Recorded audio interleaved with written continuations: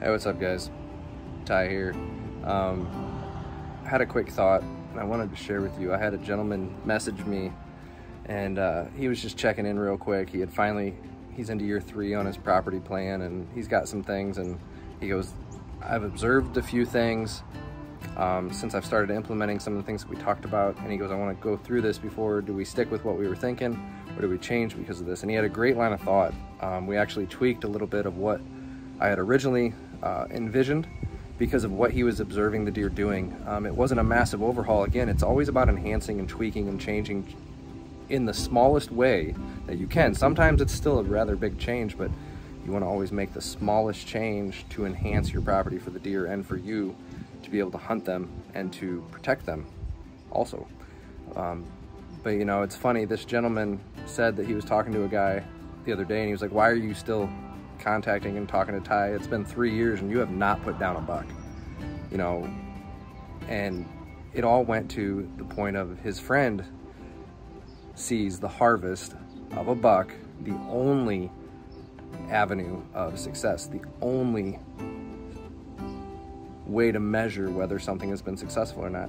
This gentleman has far more pictures of mature deer on his property in daylight than he ever has had before. This gentleman has a larger group of doe family groups that seemingly use his place as a preferred location throughout the weeks, throughout the entire year, than he ever had before. He's for the first time having trouble keeping food on his property and is beginning to see that maybe some of these expansion spots or areas that oftentimes are overlooked, that maybe we could incorporate some food for the deer that I thought we may have to do, he's going to have to do, and he's going to actually have to add more food than what he originally thought. We're going to have to eliminate canopy, all these things. And he goes, just the sheer fact that I know my plant species more now because you've made me pay attention to things. Getting my hands dirty and working the land makes me pay attention to things more. I've planted more trees in the last year than I have the first 30 years of my life, he said. You know, all these things are successes.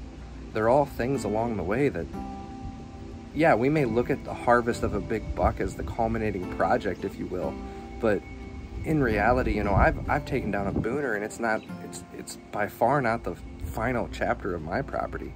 I'm still learning, I'm still overhauling, I'm still changing, I'm still growing. So I guess what I'm trying to say is don't fall victim to the mentality of needing one to have success right away in the measurement of somebody else's standards. Be willing to see the numerous ways that success can occur. Yes, a lot of your things may be geared towards, you know, releasing that arrow and then watching it go through both lungs on a big mature buck. But finally being able to justify harvesting does when you couldn't before, that's a massive success. Seeing deer using your property in the daylight the way that you want them to, that's a massive success. I mean, I know some guys that they don't harvest bucks every year, and yet they could hunt circles around many of us and they are better land stewards than we are.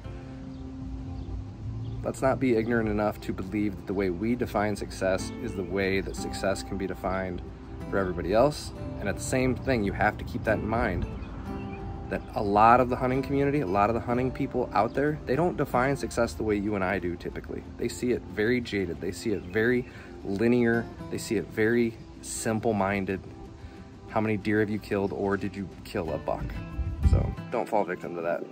This is Ty. God bless. Good luck.